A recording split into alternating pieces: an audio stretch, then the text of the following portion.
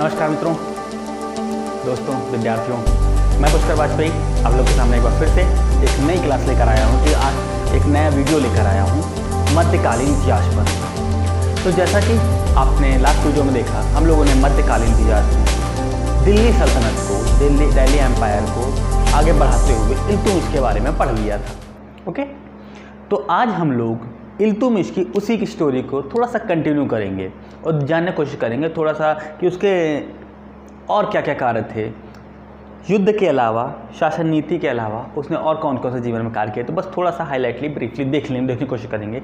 कभी एग्जाम में से क्वेश्चन पूछा जाता है तो आपको जानकारी होनी चाहिए। सारा टॉपिक पढ़ रहे हैं तो इसको भी हम कवर करेंगे। ओके, तो इल्तुतमिश पढ़ने के साथ साथ आज हम लोग रजिया सुल्तान, रुकनुद्दीन फिरोज शाह होते हुए रजिया सुल्तान तक पढ़ने की कोशिश करेंगे। देखेंगे क्या क्या है रजिया सुल्तान के बारे में। एक थोड़ी सी मूवी टाइप की होगी, स्टेप बाय स्टेप मैं समझ बताता जाऊंगा, आप दिमाग में बस देखते जाइएगा, पूरी चीज़ें समझ में आती जाएंगी रजिया सुल्तान के बारे में। ओके, तो स्टार्ट करने से पहले जो नए व्यूअर्स हैं, नए दर्शक हैं, उनको बताना चाहूँगा कि इस चैनल पर हम लोग कॉम्पिटिटिव एग्जाम के पर्पज़ से जीएस से संबंधित विषयों की तैयारी कर रहे हैं। एक सीरियल वाइज मैं पढ़ा रहा हूँ, ऐसा नहीं है कुछ वीडियोस अपलोड करके फिर ब्रेक कर दिया, ऐसा कुछ नहीं है। एक ही सब्जेक्ट पूरा करता हूँ और उसके बाद नेक्स्ट सब्जेक्ट लेता हूँ।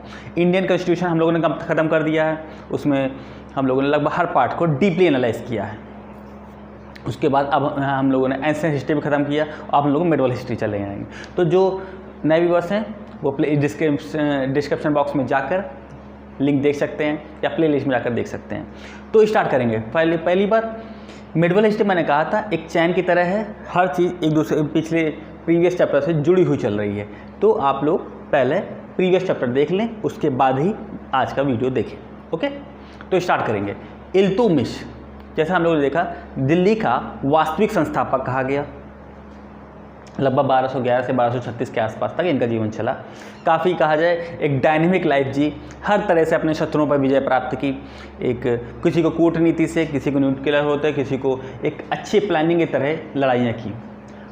इसीलिए इन्हें दिल्ली का वास्तविक संस्थापक कहा गया है। दिल्ली सल्तनत का वास्तविक संस्थापक कहा गया। वैधानिक शासक भी कहा गया, खलीफा ने इनको अपनी कहा जाए पद की मान्यता भी थी।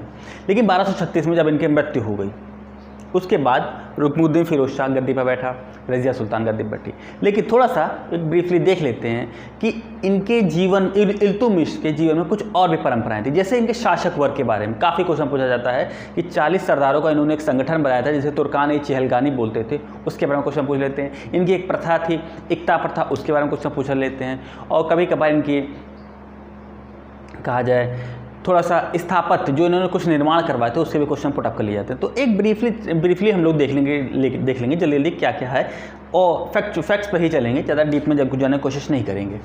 ओके, तो पहला पॉइंट है, बस समझिए, जो सैन्य संगठन था या शासन वर्ग था, उस पर देखिए। शासन वर्ग था, इस पर क्या था, बस थोड़ा सा देख लीजिए, आपको खुद समझ में आए, सबके उत्तर अपने आप मिलने लगेंगे। देखिए, सैन्य संगठन में इतने जब युद्ध जीत लिए, उसके बाद अपने साम्राज्य का विस्तार तो कर लिया, अब उसका पुनर्गठन करने की बारी आती है, ये स्ट्रक्चरिंग किया उसको। तो उसमें क्या किया, इन्होंने एक ग्रुप बना लिए। एक का नाम था तुर्कदास,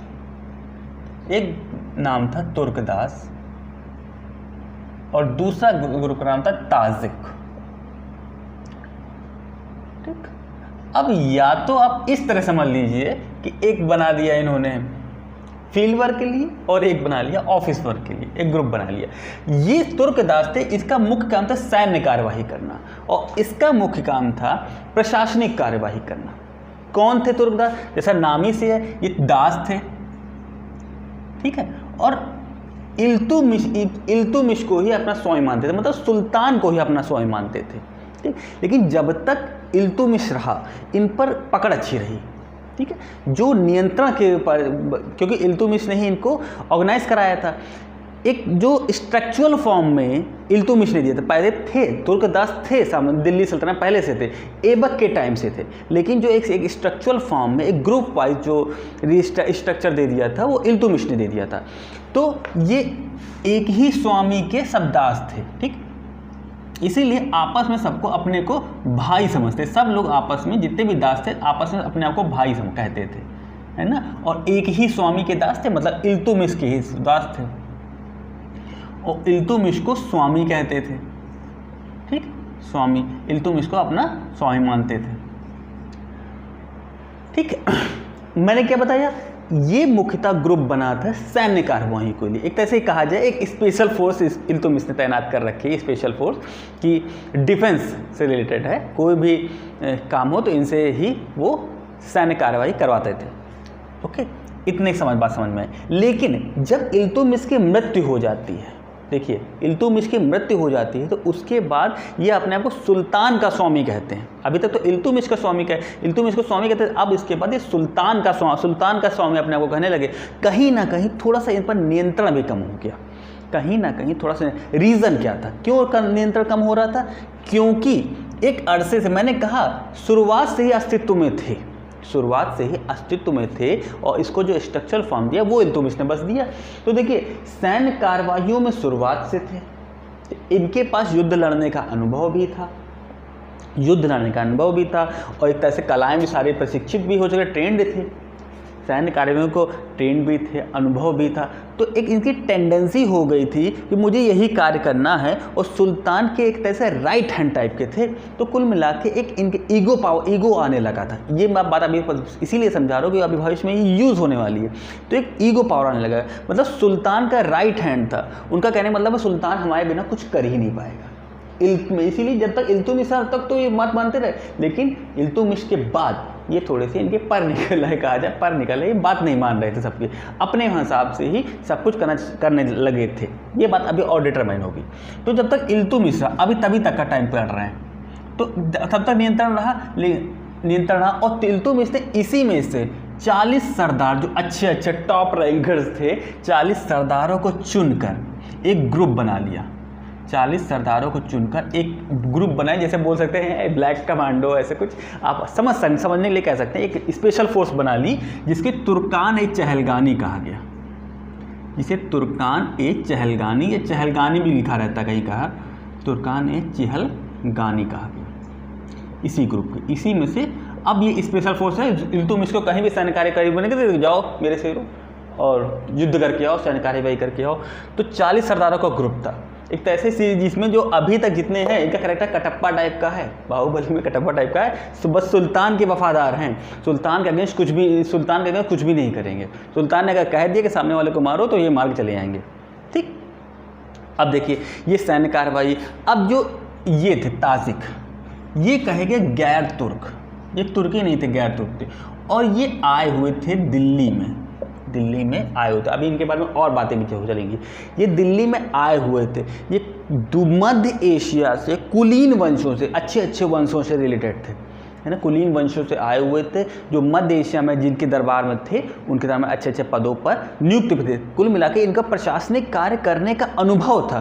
तो इल्तुतमिश ने इन्हीं की योग्यता को यूटिलाइज किया, इनको अपने दरबार में जगह भी दी, ओके, और अच्छे पदों पर नियुक्त भी किया। जैसे जो इनका प्रधानमंत्री था जुनैदी, वो ताजिक ही था, प्रधानमंत्री था जुनैदी, वो ताजिक ही था।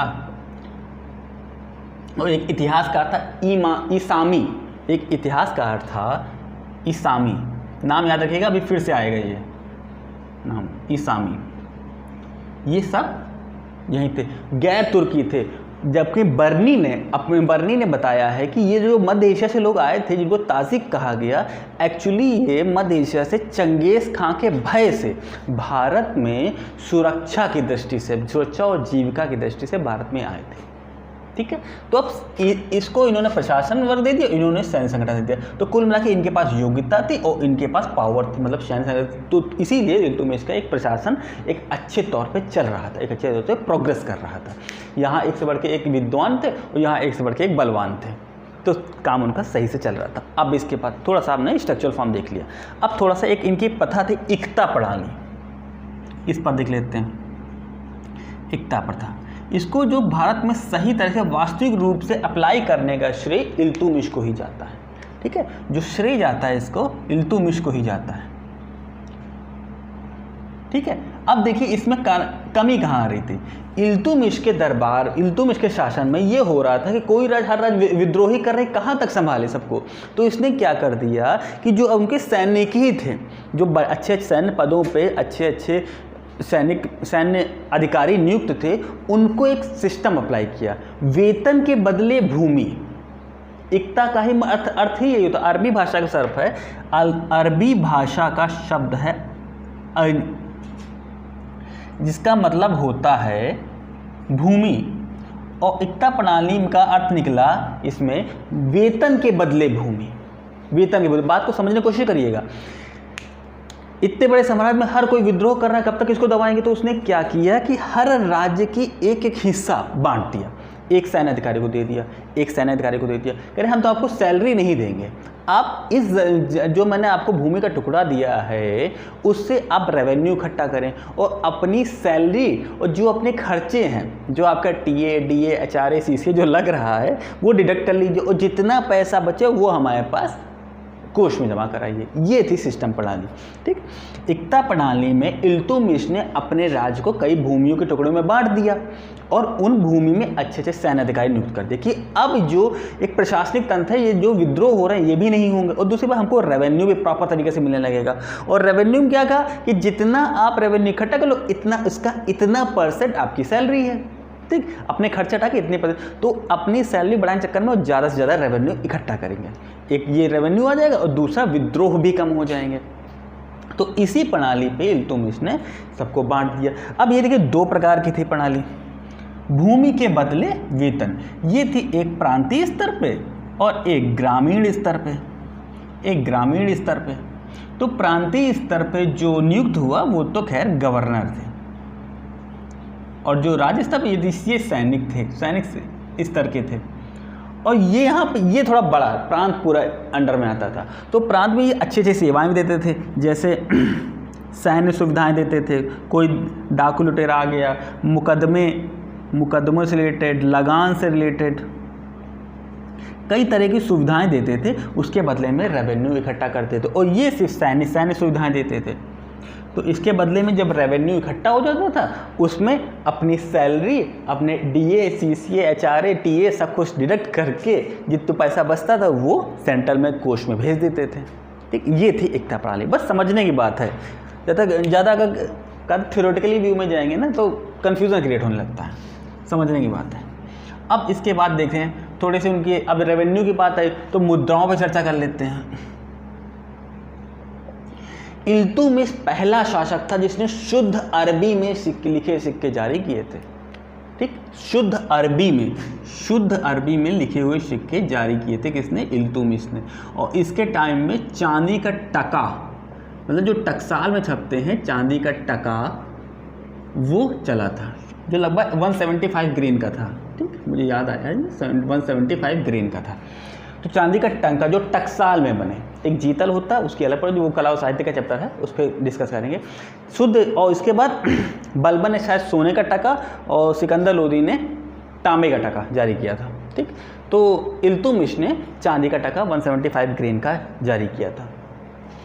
और इसके सिक्कों पे लिखवाया क्या था? सिक्कों पे देखिए क्या क्या लिखा, खलीफा का नाम भी लिखवाया था। खलीफा का नाम लिखवाया था। खलीफा के नाम के साथ साथ स्वयं के लिए इसने क्या लिखाया? स्वयं के लिए कई चीज़ें लिखाई। वहाँ से खलीफा, यहाँ स्वयं के लिए कहा गया शक्तिशाली सम्राट। इस सिक्कों पर जो लिखा था शक्तिशाली सम्राट, धर्म और राज्य का तेजस्वी सूर्य, धर्म और राज्य का तेजस्वी सूर्य,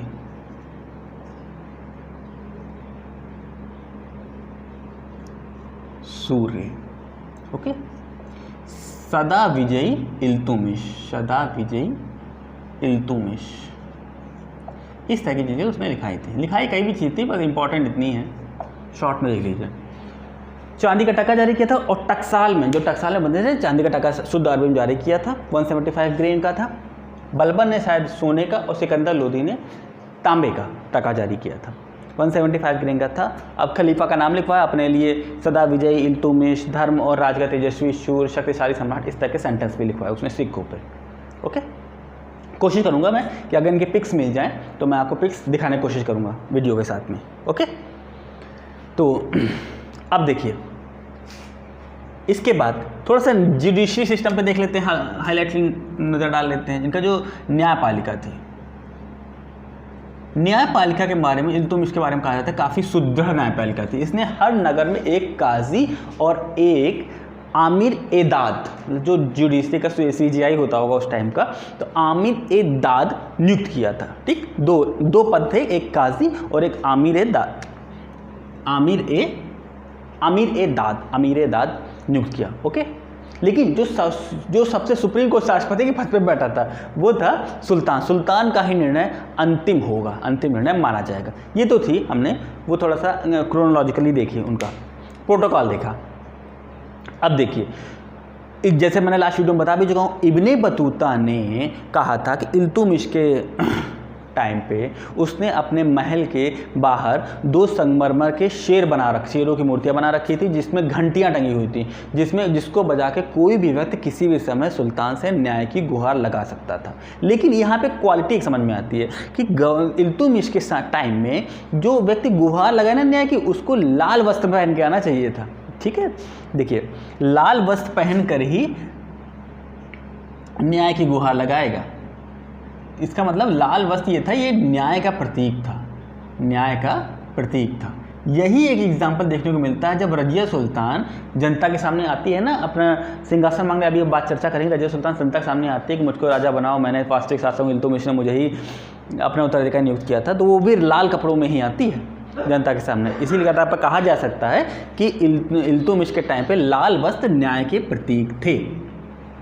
ओके, अब और कौन सा टॉपिक बचता है? हाँ, थोड़ा सा इसका कंस्ट्रक्शन का भी काम, देख क्या क्या काम करवाया था कंस्ट्रक्शन का, और साहित्य को भी इसे मर्ज कर लेते हैं।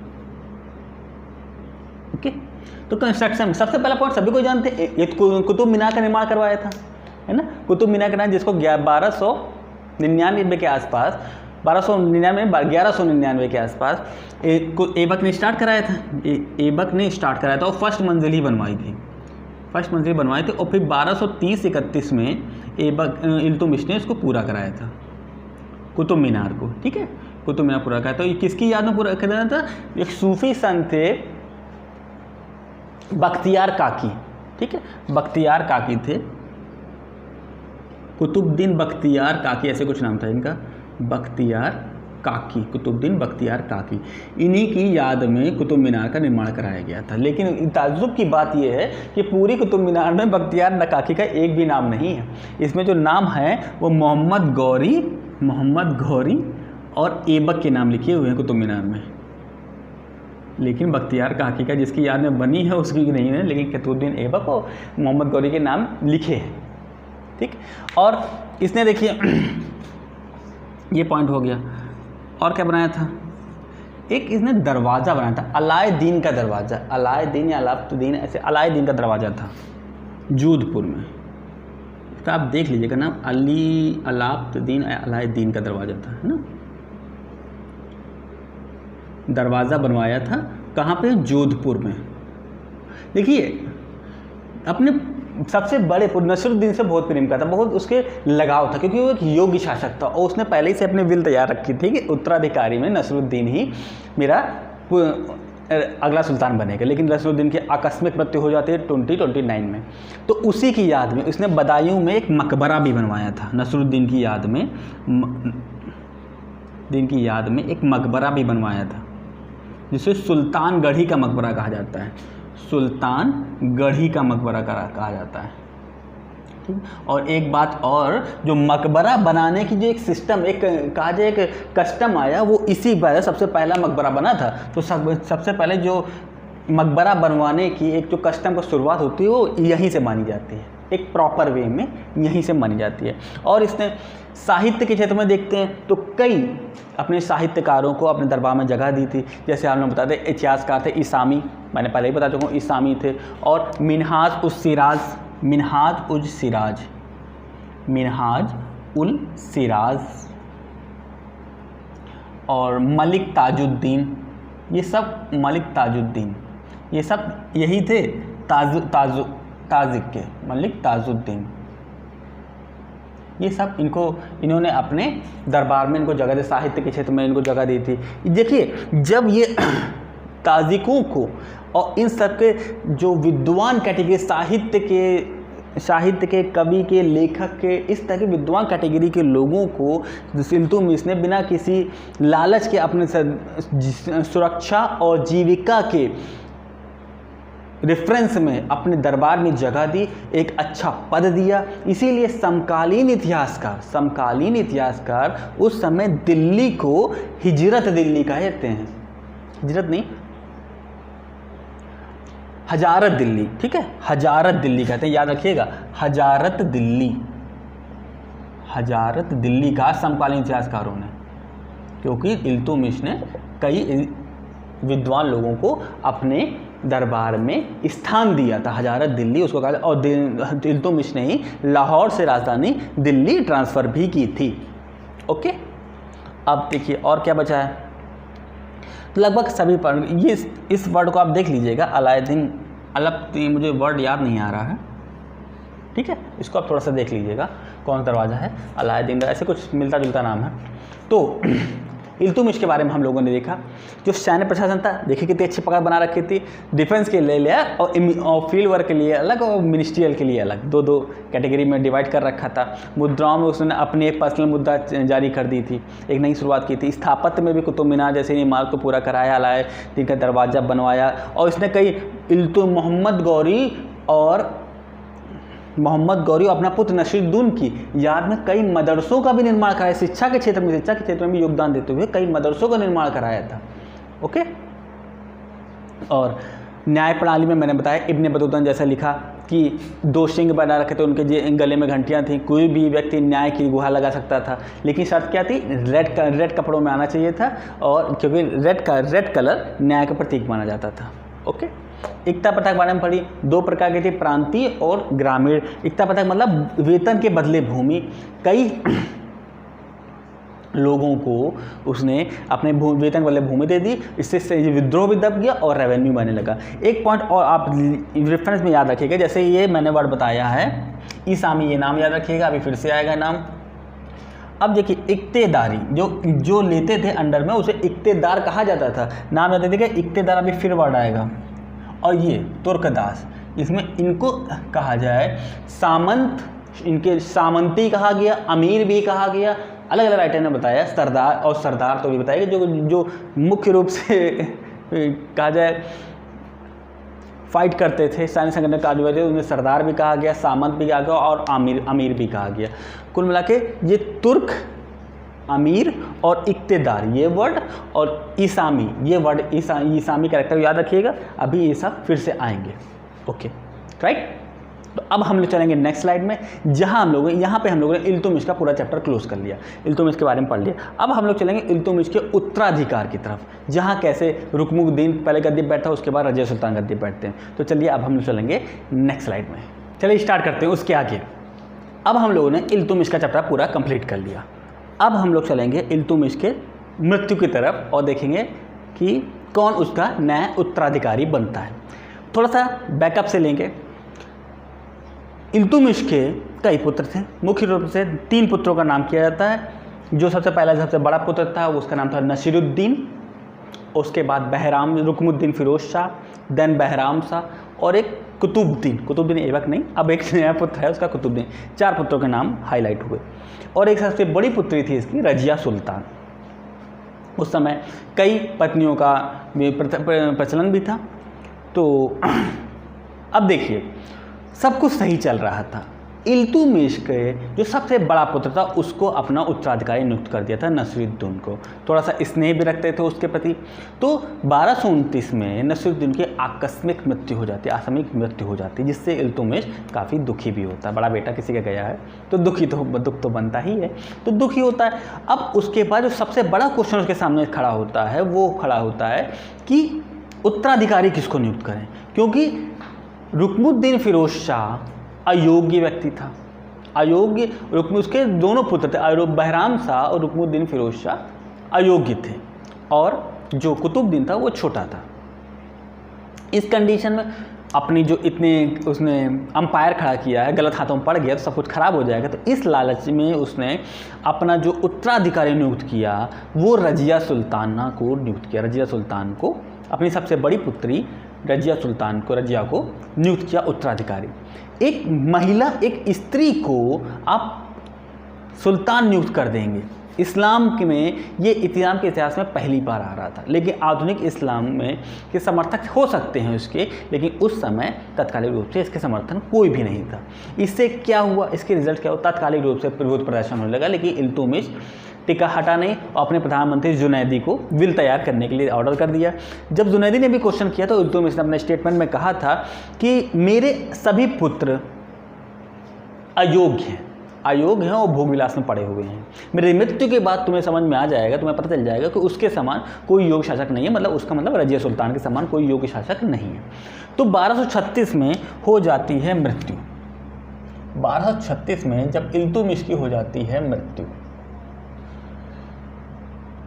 हो गई इल्तुतमिश की। अब इसके बाद क्या होता है, देखिए शुरुआत से ही रजिया सुल्तान को गद्दी पर बैठाने का विरोध चल ही रहा था और इसी विरोध के चलते इल्तुतमिश की जहां मृत्यु हो जाती है, तो देखिए मैंने कहा इल्तुतमिश की मृत्यु होने से बाद स्थितियां क्या हो रही। जो तुर्कदास थे, इनकी 3 कैटेगरी थी, जरा वो देख लीजिए, कंफ्यूज ना होइएगा। टोटल जो थे जितने भी तुर्कदास थे ना, उसको सामंत कहा गया। ठीक, मतलब कैटेगरी तो इनकी सब तुर्कदास ही की थी, मतलब जड़ एक ही थी तुर्कदास की। और जो दरबार में रहते थे उनको अमीर कहा गया, और जो सैन्य कार्यवाही में कार्य लेते थे, जो सरदारों का ग्रुप बने थे, उन्हें सरदार कहा गया। तो तीनों ये कुल मिला के इस पक्ष में नहीं थे कि रजिया सुल्तान को गद्दी पर बैठाया जाए, कारण वो एक स्त्री है और इन्हीं के बारे में सैन्य संगठन इनके बारे में था। और इल्तुतमिश के जाने के बाद इस पर इनका कंट्रोल भी नहीं रहा। कुल मिला के इनका मोटिव ये था कि गद्दी पर वही व्यक्ति बैठे जो हमारी बात माने। इनडायरेक्टली वो ये कहना चाहते थे गद्दी पर वही व्यक्ति बैठे जिनको वो अपने हाथों की कठपुतली की तरह नचा सके, जो उनकी बात माने, उनसे ही पूछ कर डिसीजन ले। लेकिन इसी और रजिया सुल्तान को तो कभी पसंद ही नहीं करते थे क्योंकि स्त्री थी। तो एक कमज़ोर शासक के रूप में असल में वो उसके, अभी जब हम लोग रजिया सुल्तान का वैल्यूएशन करेंगे तो असल में ये बात नहीं है कि वो स्त्री थी।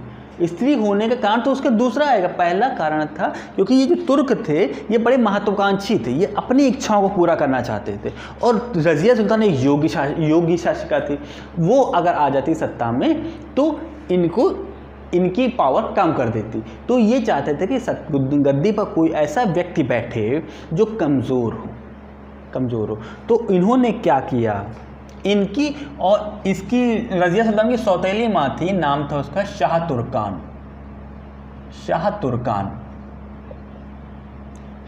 इसका पूरा नाम था खुदा बंदी शाहजहां तुर्कान। ठीक, ये नाम था। इसने सौतेली माँ ने, शाह तुर्कान ने दोनों ने मिलकर रुकनुद्दीन फिरोज शाह को गद्दी पर बैठा दिया। और मृत्यु के अगले ही दिन गद्दी पर बैठा दिया। रजिया सुल्तान को हवा ही नहीं लगी और ये गद्दी पर इसका राज्याभिषेक हो गया, गद्दी पर बैठा लिया। 1236 की ही बात चल रही है। ठीक, लगभग 1236 में गद्दी पर बैठ गया। लेकिन अब एक दिक्कत सामने क्या आ रही थी, ये व्यक्ति योग्य तो था, इसके पास अनुभव तो था, एक्सपीरियंस तो था। एक्सपीरियंस क्या था, ये बदायूं और लाहौर का शासन देख चुका था एक बार, मतलब इक्तेदारी इसके पास आ चुकी थी। अनुभव तो था लेकिन योग्यता नहीं थी, क्योंकि ये हमेशा भोग विलासी टाइप का इंसान था, हमेशा भोग विलास में पड़ा रहता था। अब इसका एग्जाम्पल आप देखना चाहें तो इंडियन क्रिकेट टीम में लगभग कुछ सालों पहले एक क्रिकेटर हुआ, नाम तो खैर नहीं लेंगे हम, एक क्रिकेटर हुआ था, वो कप्तान पद का काफ़ी उम्मीदवार था, लेकिन उसको हटाते हुए महेंद्र सिंह धोनी को कैप्टेंसी दे दी गई थी। अब कुछ लोग कहते हैं कारण क्या था। अब उसको कंपैरिजन तौर पर आप देख सकते हैं, अनुभव तो था लेकिन योग्यता नहीं थी, और महेंद्र सिंह धोनी के पास योग्यता थी। तो उनको कैप्टनसी मिल गई। तो अगर समझने के तौर पर, मैं किसी को क्रिटिसाइज नहीं कर रहा हूँ, कोई क्रिकेट प्रेमी हो तो गलत ना समझे, लेकिन मैं सिर्फ एग्जाम्पल के तौर पर बताना चाहता हूँ कि सिर्फ अनुभव से कुछ नहीं था, आपके अंदर योग्यता भी तो होनी चाहिए। आप भोग विलास में पड़े रहेंगे तो शासन कैसे देखेंगे? तो यही रुकनुद्दीन फिरोज शाह की गलती थी, कमी थी। और यहाँ पे शाह तुर्कान क्या किया, अब रुकनुद्दीन फिरोज शाह हमेशा भोग विलास में पड़े हैं, आमोद प्रमोद में पड़े हैं, उनको शासन से कोई मतलब नहीं है, कौन सा राज्य टैक्स दे रहा है कौन सा नहीं दे रहा है, उनको कोई मतलब नहीं, कौन आक्रमण कर रहा है कौन नहीं कर रहा है, कोई मतलब नहीं है। और ये क्या है, ये एक जो असली शासन था वो इसके हाथ में था, ये एक निरंकुशता से भरे इसने डिसीजन लिया। इसने पहला डिसीजन क्या लिया, जो अपनी सौतें थी, मतलब जो इल्तुतमिश की और पत्नियां थी उनको और उनके पुत्रों को मरवा दिया कि अब कोई ऑब्जेक्शन करेगा ही नहीं, कोई ऑब्जेक्शन करेगा नहीं, उनको पुत्रों को मरा दिया। और साथ ही साथ कुतुबुद्दीन, इल्तुतमिश का सबसे छोटा पुत्र था कुतुबुद्दीन, उसको बताते हैं अंधा करवा के उसकी हत्या करवा दी थी। इस तरह मतलब महल में ही इतना षड्यंत्र चल रहा है और मेन जो शासन था वो इनके हाथ में आ गया था। राजा भोग विलास में पड़े हुए हैं, निरंकुश शाह तुर्कान हो गए और ये अपना शासन देख रहे हैं। मतलब कुल मिला के इनके ही अकॉर्डिंग सब कुछ चल रहा है। इससे क्या हुआ, जब सैन्य संगठन सही से चलेगा नहीं, शासन प्रशासन सही से चलेगा नहीं, तो उससे क्या हुआ कि सबने मिलकर विद्रोह कर दिया। जो पूरे शासन थे वो सबने मिलकर एक साथ विद्रोह किया, विद्रोह करने का निश्चय कर लिया। ठीक, जो अन्य राज्य में छोटे मोटे राजा राज्य कर रहे थे वो उन्होंने विद्रोह किया। अब इन्हीं विद्रोह को दबाने के लिए जो फिरोज शाह था ये दिल्ली कूच किया, इसने दिल्ली से कूच किया, फिरोज शाह ने दिल्ली से कूच किया।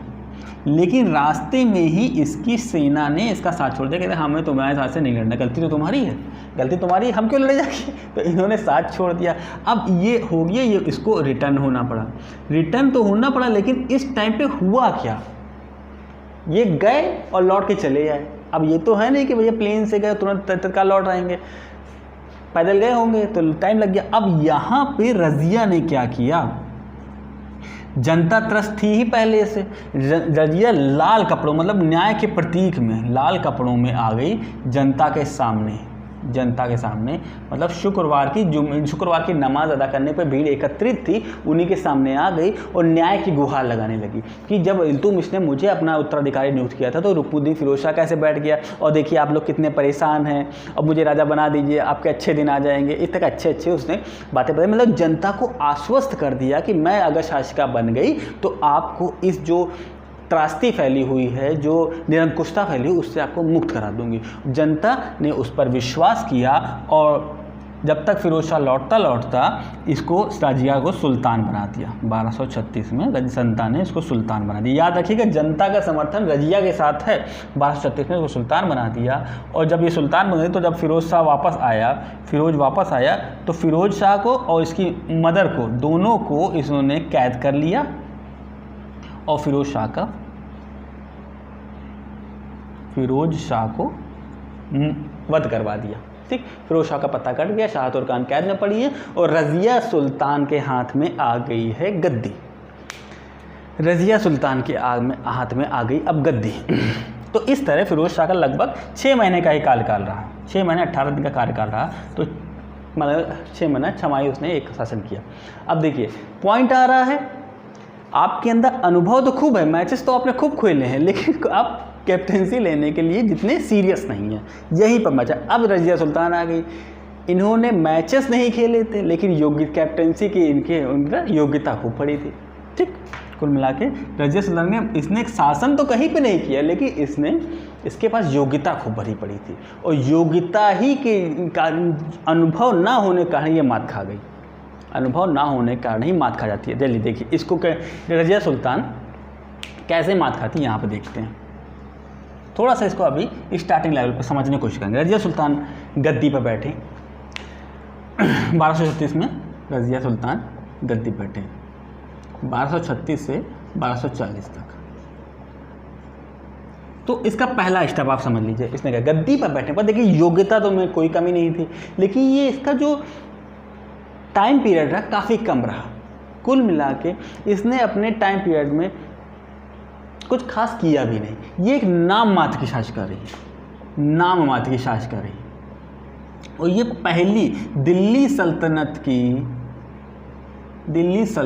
की फर्स्ट एंड लास्ट महिला शासिका रही, है ना, एक स्त्री शासिका एकमात्र रही दिल्ली सल्तनत की, रज़िया सुल्ताना।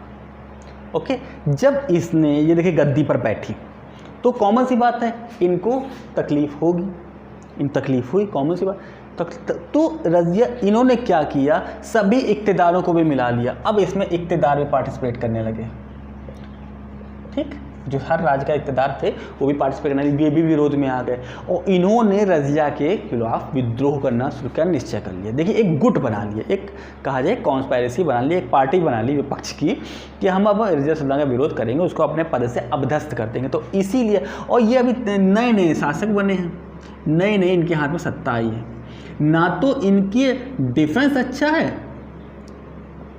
ना ही इनके पास एक्सपीरियंस है, और ना ही इनके पास सब दरबार में सपोर्टर है, कोई है नहीं। कैसे लड़ लेंगे इनके साथ, जिनके पास एक लंबे समय का सैन्य अनुभव है, पावर भी है और संगठन भी अच्छा खासा पड़ा है, सपोर्टर भी अच्छा खासे पड़े हुए हैं, कैसे लड़ लेंगे। तो यहाँ पे रज़िया सुल्तान ने अपना दिमाग चला, मतलब योग्यता दिखाई। उन्होंने इस गुट में फूट डलवा के इसमें कहा जाए इस गुट को तोड़ दे, इसको ऐसे आपस कर दे कि ये सब आपस में लड़ने लगे, और आपस में लड़ने के कारण ये जो इनकी कॉन्स्पायरेसी थी वो टूट गई। अब देखिए इसके बाद क्या होता है। अब देखिए रज़िया सुल्तान ने एक कदम तो अपना सही उठा लिया, जितने भी विपक्ष में थे उनको शांत कर दिया कुछ समय लिए। देखिए हमेशा के लिए ये तात्कालिक रूप से शांत हो गए। अब इन्होंने रज़िया ने सोचा कि अब हम राज्य का पुनर्गठन अपने हिसाब से कर लें, जब तक ये लोग फिर से विद्रोह करेंगे तब तक हम अपनी सैन्य संगठन को पूरा सा कहा जाए रिस्ट्रक्चर बना लें उसका, और जब ये दोबारा आएंगे अटैक करने तो हमको देख भी लेंगे। ओके, तो अब हम लोग चलेंगे नेक्स्ट स्लाइड में, जहाँ हम रज़िया सुल्तान के पुनर्गठन की नीतियों पर चर्चा करेंगे, कैसे रज़िया सुल्तान को रिप्लेस किया जाता है बहराम शाह से, उसको देख लेंगे, और कैसे रज़िया सुल्तान की मृत्यु होती है, उन सब पॉइंट्स पर चर्चा करेंगे। पूरे जीवन को एक हाईलाइट देखेंगे, क्योंकि इस टाइम इतने पोर्शन में कवर नहीं होगा, पूरी एक स्लाइड में हम लोग उसको कवर करने की कोशिश करेंगे, राइट। तो अब हम लोग चलेंगे नेक्स्ट स्लाइड में। तो चलिए स्टार्ट करेंगे। अब देखिए रज़िया सुल्तान जब उसने गद्दी पर बैठ गई है और उसने जो सामंत, अमीर और तुर्की सरदार थे उनकी जो यूनिटी बन रही थी इक़्तिदारों के साथ, उसको भी डिसॉल्व कर दिया। लेकिन ये सिर्फ अस्थायी थे, स्थायी नहीं थे। अब उसने कहा कि हम अपने कहा जाए प्रशासन को एक रिस्ट्रक्चरिंग करेंगे उसके तहत जितने भी ये विद्रोही हैं ना, जो भी मेरे खिलाफ आवाज़ ऊँची कर रहे हैं, इनको हटाई देंगे हम रास्ते से। इसी थीम पे वो काम करने लगी। राज्य का पुनर्गठन, मतलब जो दरबारी उसके अगेंस्ट बोलता था उसको वो धीरे से उसकी पावर कम, मतलब उसका मेन मोटिव था ये दरबार में जो तुर्कों की पावर है इसको कम करना, तुर्कों की पावर को कम करना। थोड़ा सा और आगे चलते जाएंगे, समझते जाएंगे, ठीक। तो तुर्कों की पावर कम करने के लिए उसने क्या किया, जो दरबार में उसके अमीर तुर्की अमीर थे उनको रिप्लेस करना शुरू किया। इसी के तहत उसने दो मुख्य नियुक्तियाँ की, तो मुख्य नियुक्तियाँ दी। नाम याद रखिएगा, ये कैरेक्टर अभी फिर से आएंगे, इख्तियारुद्दीन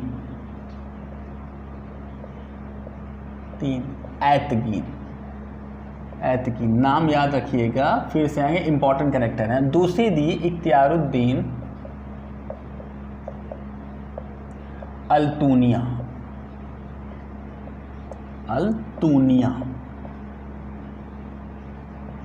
और एक और थी मलिक जलालुद्दीन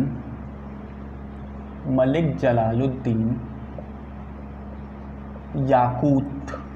ये तीन इंपॉर्टेंट कैरेक्टर आए सामने। ये कौन था? इख्तियारुद्दीन ऐतकीन। इसको पहले बदायूं की इख्तियारी दी गई थी, बाद में इसे आमिर ए हाजिब पद, एक इंपॉर्टेंट पद था, उसको दे दिया गया। नाम याद रखिएगा, सबसे पहले नाम और प्लेस कहाँ से आए थे। इख्तियारुद्दीन ऐतकी ने बदायूं की सूबे इख्तियारी थी इसके पास, और बाद में इसको प्रमोट करते हुए आमिर ए हाजिब के पद पे नियुक्त कर दिया। ये कौन था? इख्तियारुद्दीन अल्तूनिया। इसको भटिंडे की सूबेदारी दे रखी थी, भटिंडा पंजाब के बाद तबर हिंद, ठीक। अब ये मलिक जलालुद्दीन ये गैर तुर्क था, गैर तुर्क था, ठीक। और ये इसको पद दिया था आमिर ए आखूर, आमिर ए आखूर पद दिया था, ठीक। मतलब ये आमिर ए आखूर मतलब जो शाही अश्वशाला है उसका हेड था, शाही अश्वशाला हेड था। अब ये जो याकूत, अब मैं इसको याकूत कहूँगा, इसे अल्तुनिया, इसे ऐतगीन, ठीक। जो याकूत था इसके बारे में एक बात कही जाती है कि जब रज़िया सुल्तान घोड़े पर बैठती थी तो ये अपने हाथों का सहारा देकर रज़िया को घोड़े पर बैठाता था, ठीक। फिर से याद रखिएगा, जो याकूत था आमिर ए आखूर मतलब शाही अश्वशाला का हेड था। इसको ये रज़िया सुल्तान को हाथों का सहारा देता था जब रज़िया सुल्तान घोड़े पर बैठती थी। तो इस रेफरेंस में कई इतिहासकार ऐसा मानते हैं कि रज़िया सुल्तान और याकूत के बीच में विशेष अनुराग था, ठीक। मैंने वर्ड यूज़ किया विशेष अनुराग, लेकिन एक तत्कालीन इतिहासकार थे ईसामी, मैंने कहा था नाम याद रखिएगा, ईसामी यही कहते हैं कि रज़िया सुल्तान और याकूत के बीच में प्रेम संबंध थे। लेकिन इस बात का कहीं भी कोई औचित्य देखने को नहीं मिलता है, क्योंकि अन्य इतिहासकार इस बात पर लेकर जिसको डिनाई कर, प्रेम संबंध को लेकर डिनाई कर देते हैं, क्योंकि रज़िया सुल्तान की एक क्या थी, एक पॉलिसी थी कि जैसे जैसे राज दरबार में तुर्कों दासों की संख्या कम होगी वैसे वैसे इनकी पावर्स भी कम होती जाएंगी। इसी पॉलिसी पर रज़िया सुल्तान इसको नियुक्त किया था, ठीक। अपने जो दरबार में अच्छे अच्छे पदों पे वो गैर तुर्कों को नियुक्त करना उसने स्टार्ट किया था, जैसे तुर्कों की, जिस प्रकार तुर्कों की शक्ति धीरे धीरे कम होती चली जाएगी, ठीक। देखिए टेंडेंसी देखिएगा, यही टेंडेंसी तुर्कों ने पकड़ ली थी, तुर्कों ने पकड़ ली थी। तो इस तरह वो अपने एक अच्छे अच्छे पदों पर अपने आदमियों को नियुक्त करते करते एक कार्य सफलता की सीढ़ी चढ़ रही थी, सफलता की सीढ़ी चढ़ रही थी। लेकिन यही जो सफलता है यही उसके पतन का कारण बन जाती है, पतन का कारण यही बात पड़ती है, क्योंकि वो चाहती है, रज़िया सुल्तान चाहती है कि जितने भी तुर्क हैं, तुर्क अमीर सरदार जितने भी तुर्क हैं वो शासक सुल्तान के अधीन हो, सुल्तान के अधीन हो, उसकी हर बात माने, सुल्तान के अधीन करना चाहती थी।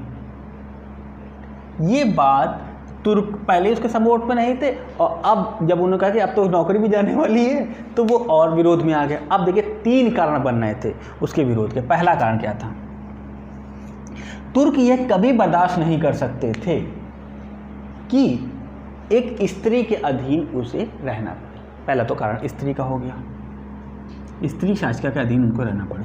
तुर्क ये भी नहीं कभी चाहते थे कि एक जो लंबा सैन्य जीवन उन्होंने जिया है ऐबक के टाइम से, जो सैन्य शक्ति पर एकाधिकार उस पर हुआ है, सैन्य शक्ति पर उसका एकाधिकार है, उसका मिसयूज़ किया जाए, एक स्त्री के शासन के उसके अधीन रहना पड़े, तो क्या फ़ायदा इतने सालों से सेवा करने के लिए।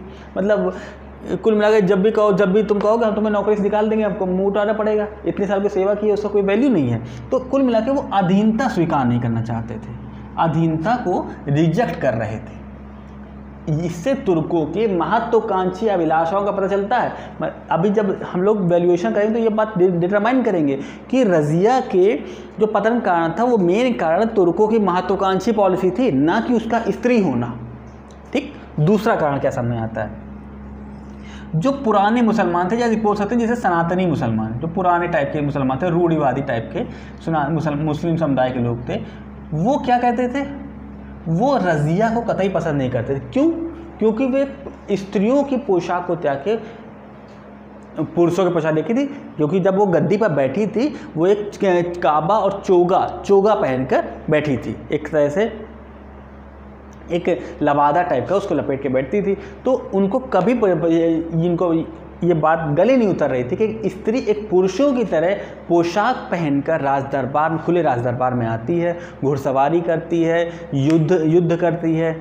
ओके, ये सब बातें उनको पसंद नहीं आ रही थी। और जो वृद्ध योद्धा थे, वृद्ध तुर्क थे, वो ये बात कभी पसंद नहीं। वो उनका कहना था कि चाहे वो एक स्त्री, चाहे वो रानी ही क्यों ना हो, उसके लिए ये एक कलंकपूर्ण बात है कि वो इस पुरुषों की पोशाक पहनती है, घुड़सवारी करती, युद्ध करती है, खुले दरबार में सबके सामने बैठती है। तो ये कहा जाए एक जो रूढ़िवादी एक पोर्शन होता है बुजुर्गों का, वो भी रज़िया से संतुष्ट नहीं था। अब तीसरी बात, अभी तक तुर्क जो दरबारी थे, जो दरबार में थे वही असंतुष्ट थे, जो बुजुर्ग जो सीनियर सिटीजन थे वो भी असंतुष्ट थे। अब जो सामान्य तुर्क थे इनकी बारी आती है। जो सामान्य तुर्क थे ये मानते थे कि हमारी जो हम जिस जात के हैं वो श्रेष्ठ है कंपैरेटिवली गैर तुर्क की। ये गैर तुर्कों को इससे कंपैरिजन में अपने आप को श्रेष्ठ मानते थे। क्यों मानते थे? क्योंकि इनके पास एक एक्सपीरियंस भी था काम करने का, दूसरी बात सैन्य पावर भी अच्छी थी,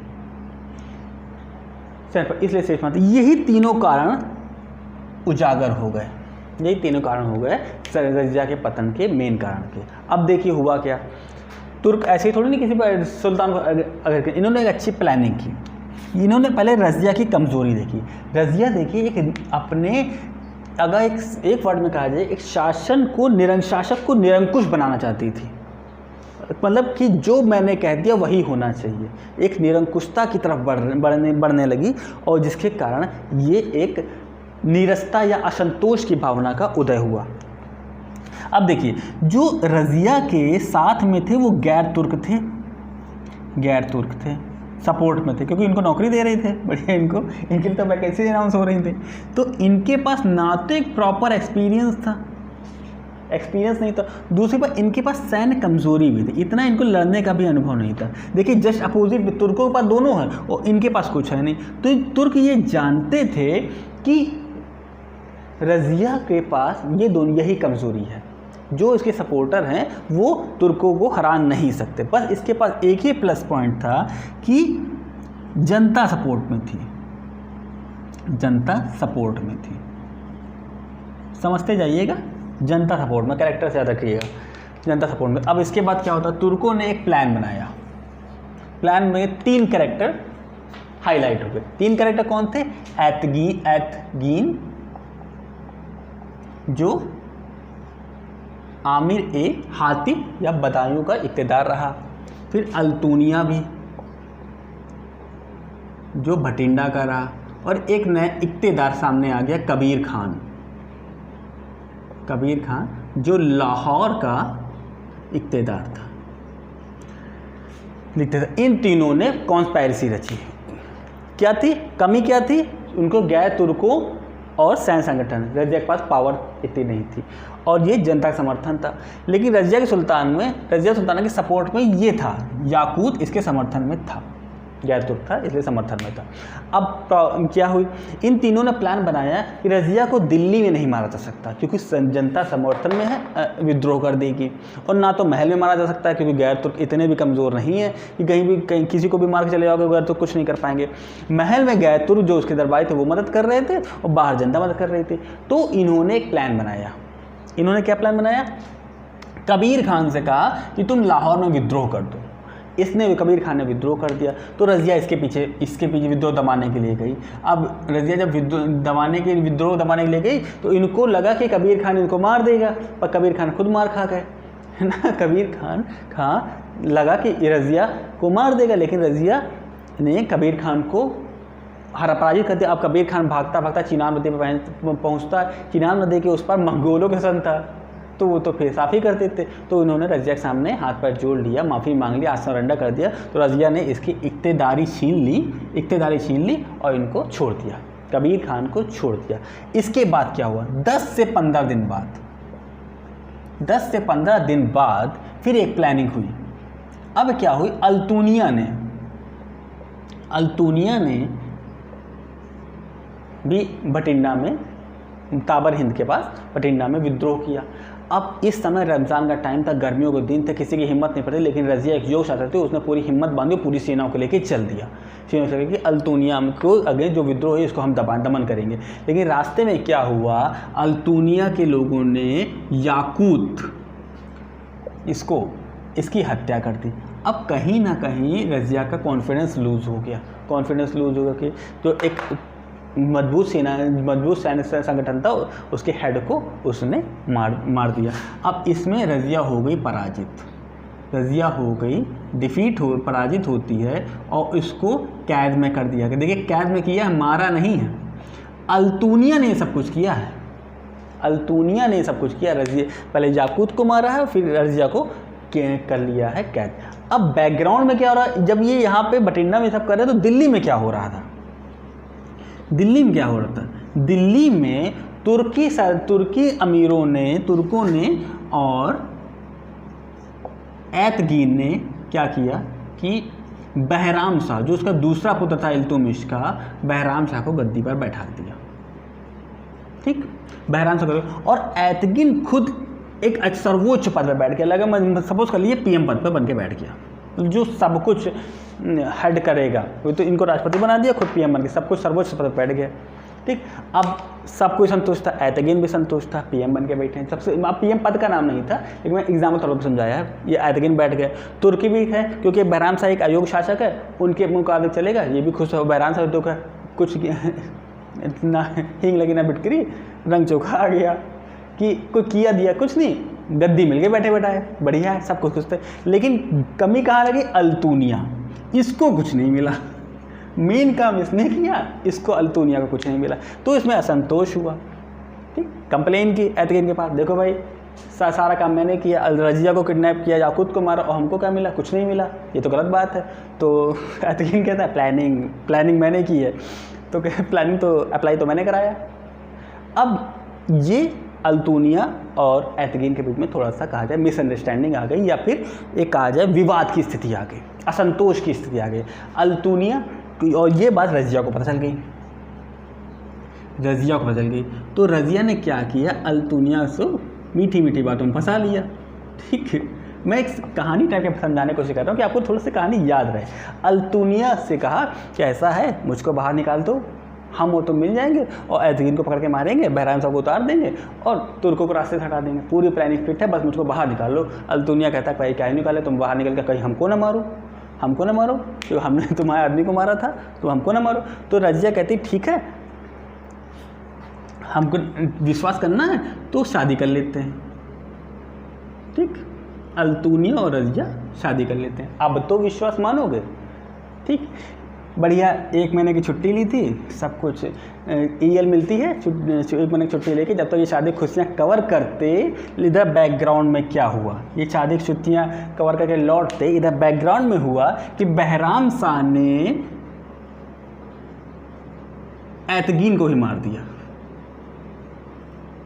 कहानी में ट्विस्ट आ गया है, बहराम शाह ने एतगीन को ही मार दिया।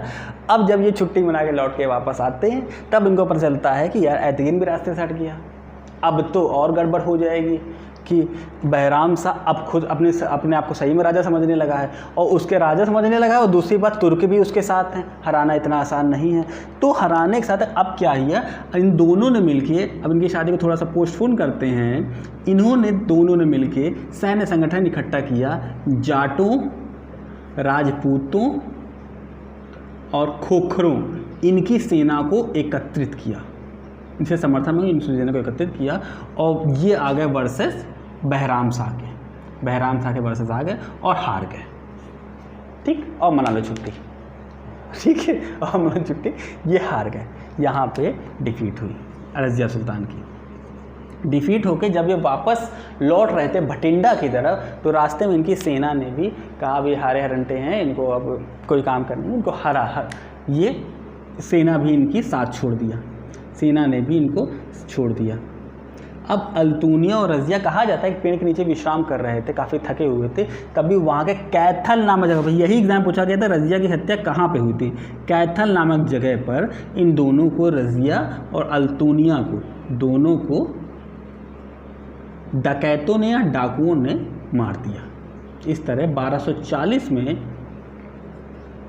किसी बुक में लिखा है कि अक्टूबर में, किसी में लिखा दिसंबर में, तो डेट ना डिटरमाइन करते हुए मैं सिर्फ 1240 ईस्वी बता रहा हूँ। कैथल नामक जब रजिया और अल्तुनिया को कुछ डाकुओं ने मार दिया। इसी तरह रजिया का सुल्ताना का लाइफ पीरियड खत्म हो जाता है। अब नेक्स्ट वीडियो में हम लोग बहराम शाह के बारे में चर्चा करेंगे। ठीक, अब यहाँ पे आप लोग वीडियो रिवाइज करें, अब मेरे बोलने की इतनी पावर नहीं बची है, तो आप लोग पूरी एक स्टोरी याद रखिएगा किस तरह रजिया सुल्तान का एक छोटा सा जीवन था। और इसीलिए कहा जाता है ये एक नाम मात्र के शासक है, इसने जीवन में कुछ नहीं किया। जब राज्य के पुनर्गठन की बारी आई तो सिर्फ जनता का समर्थन था, और गैर तुर्क के पास कुछ था नहीं, ना तो सैन्य पावर थी, ना तो एक्सपीरियंस था, जबकि अपोजिशन में सब कुछ था उनके पास। तो उन्होंने रजिया को हटाया और एक प्लानिंग के तहत बहराम शाह कुछ ना चाहते हुए राजा बन के बैठ गया। अल्तुनिया जो जितने भी थे, जो कॉन्स्पायरेटर्स थे, सब एक एक करके अपने रास्ते से हटते चले गए और लास्ट में बचे बहराम शाह और तुर्क। Next, right. तो अब हम लोग चलेंगे थोड़ा सा पॉइंट पाके, 5 मिनट का है, उसको देख लेते हैं। रज़िया का वैल्यूएशन करते हैं, कहाँ कमी रह गई, क्या थे उसके हार कारण, क्या स्त्री होना उसका कारण था या फिर तुर्कों की महत्वाकांक्षा, उन सब पे चर्चा करेंगे। थोड़ा सा 5 से मैक्सिमम 5 मिनट का, उसको देखकर आज का वीडियो समाप्त करेंगे। ओके, तो चलेंगे अब हम लोग नेक्स्ट स्लाइड में स्टार्ट करेंगे। इस स्लाइड में बस थोड़ा सा है, हम लोग रज़िया सुल्ताना के जीवन का जो कार्यकाल है उसका थोड़ा सा वैल्यूएशन करने की कोशिश करेंगे। देखिए समझिए एक बात, 4 साल तक का टाइम पीरियड रहा। क्यों रहा? क्योंकि इसको मूल रूप से किसी का समर्थन नहीं प्राप्त था। तो स्टार्ट करने पर देखिए स्लाइड बाद देखते जाते हैं। 4 साल का टाइम पीरियड रहा, योग्यता की कोई कमी नहीं थी, टैलेंटेड तो थी। टैलेंटेड क्यों थी? क्योंकि इसने देखिए पहली शासिका रही जिसने मजबूर कर दिया था जो तुर्की अमीर थे उनको मजबूर कर दिया था कि शासन के अधीन रहने के लिए, शासन की बात मानने के लिए अधीन कर दिया, मजबूर कर दिया था। जब तुर्कों को डर लगने लगा कि हाँ अब रज़िया सुल्तान हमारे लिए खतरा बन गई है, तभी उन्होंने इतनी बड़ी कॉन्स्पायरेसी की थी। ठीक है, तो ये तो बात है कि तुर्कों को अधीन करने के लिए विवश कर दिया था। ठीक, अब देखिए इसने कभी भी ये एहसास नहीं होने दिया कि यह स्त्री है। ठीक, अपने आप को स्त्री होने की दुर्बलता को कभी भी अपने ऊपर हावी नहीं होने दिया। ठीक, तीसरा पॉइंट है कि स्त्री होने की दुर्बलता को कभी भी हावी नहीं होने दिया। समाज में लोग कहते तो रहे लेकिन कभी भी ऐसे अपने आप को टेंडेंसी नहीं दिमाग में आने दी। काफ़ी अच्छे टैलेंटेड बात है, अच्छी बातें समझ में आए। लेकिन 4th पॉइंट में जब आते हैं तो जब याकूत का करैक्टर सामने आता है, तो मैंने बताया ईसामी कहते थे कि याकूत का करैक्टर सामने आता, तो ईसामी ने लिखा है कि इसके बीच रज़िया सुल्ताना और याकूत के बीच प्रेम संबंध थे। लेकिन नहीं, अन्य इतिहासकार या आधुनिक इतिहासकार मानते हैं कि प्रेम संबंध की बात नहीं, हाँ एक विशेष अनुराग के रूप में जरूर परिभाषित किया जा सकता है, स्नेह के रूप में जरूर परिभाषित किया जा सकता है। लेकिन इसकी ये नीति थी, वह गैर तुर्कों को अपने दरबार में लाना चाहती थी। इसी नीति के तहत इसने याकूत को अपने दरबार में लाया था। अब देखिए जो इसके पतन का कारण है, ये तो सारे प्लस पॉइंट हो गए। जो पतन का कारण मेन कारण सिर्फ यही था, तुर्कों की महत्वाकांक्षा। वो सिर्फ यही चाहते थे, ये पॉइंट लिखते रहिएगा आप, कि तुर्क यही चाहते थे कि सत्ता में जो बैठे वो उसकी बात माने। ठीक, वो गद्दी पर ऐसे व्यक्ति को बैठाना चाहते थे जो कठपुतली टाइप का हो, उनकी बात माने, उनसे डिसीजन ले, जैसे रुकनुद्दीन फिरोज शाह, बहराम शाह, ये सब उसके थे। लेकिन जब इसके बाद जब आगे बढ़ते जब बलबन आता है, तभी इस प्रथा का अंत होता है। बलबन आता है, जब बलबन के बारे में हम लोग पढ़ेंगे तो देखने की कोशिश करेंगे, संभवतः नेक्स्ट वीडियो में आ जाएंगे। तो हम लोग बलबन के जब देखेंगे तो ये जो एक प्रथा चल गई, जो तुर्क अपने आप को सब कुछ समझने लगे हैं, शासन कहने लगे कि राजा तो अपनी जगह बैठा है लेकिन मेन काम तो हम ही करेंगे। ये एक टेंडेंसी को जो तोड़ेंगे वो बलबन जब आएगा तभी टूटेगी। ठीक है, तो जो तुर्कों की महत्वाकांक्षा थी, यही पतन का मेन कारण था। स्त्री होना नहीं था, स्त्री होना कतई नहीं था। स्त्री होना तो कहा जाए गौड़ कारण था, सेकंड कारण था। क्योंकि एक जो तत्कालिक जनता के अलावा जो दरबारी थे, मतलब जो एक शक्तिशाली संगठन था, उसने ये एक्सेप्ट नहीं किया था, इसको एक्सेप्ट नहीं कर पाए थे। दूसरी बात जो सेकंड थिंग आती है, इसको अपने पद की मान्यता भी नहीं मिली। देखिए इल्तुतमिश को, ऐबक को अपने पद की मान्यता मिली थी, लेकिन इसको अपनी पद की मान्यता नहीं मिली थी क्योंकि ये स्त्री थी। तो अगर ये कहा जाए कि रज़िया सुल्ताना अपने जीवन काल में सक्सेस क्यों नहीं हो पाई, ये दिल्ली की सिर्फ नाममात्र की ही शासिका रही, क्यों, क्या कारण? तो पहला कारण तो ये है तुर्कों के महत्वाकांक्षी। तुर्क अगर महत्वाकांक्षी ना होते तो रज़िया अपने, क्योंकि जनता का सपोर्ट तो मिल ही गया था। तुर्क यदि ये बस मान लेते कि हाँ वो हमारी शासिका है, हमें उसकी बात माननी है, तो रज़िया सुल्ताना का एक लंबा टाइम पीरियड चलता। तुर्क सिर्फ अपनी ईगो को सेटिस्फाई करने के लिए उन्होंने रास्ते से रज़िया को हटाने की कोशिश की। दूसरा कारण था कि जो शक्तिशाली संगठन था, जो सैन्य संगठन था, वो कभी भी एक्सेप्ट नहीं कर पा रहा था, जो कि एक स्त्री हमको ऑर्डर दे और ना ही उसको अपने पद की मान्यता भी मिली थी। राइट, तो यहाँ पर हम लोगों ने रज़िया सुल्ताना के में बेसिकली जीवन को समझने की कोशिश की, इल्तुतमिश के बारे में थोड़ा सा प्रकाश डालने की कोशिश की और रुकनुद्दीन फ़िरोज़ शाह के बारे में देखा।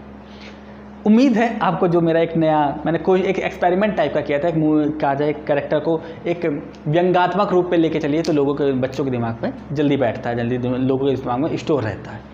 ओके, कंपैरिजन करिए। तो मैंने कोशिश की आपको ये एक्सपेरिमेंट कैसे लगे, मेरे वीडियोस कैसे लग रहे हैं, अपनी राय अवश्य दीजिए। यदि कोई पॉजिटिव पॉइंट है तो उसके बारे में अवश्य बताएं, कोई शिकायत हो तो उसके बारे में अवश्य बताएं। जितने भी कमियां हों मैं दूर करने की कोशिश करूँगा। तो मिलते हैं नेक्स्ट वीडियो में, जहाँ हम लोग इसके आगे के पोर्शन से दिल्ली सल्तनत को आगे बढ़ाएंगे। तो तब तक के लिए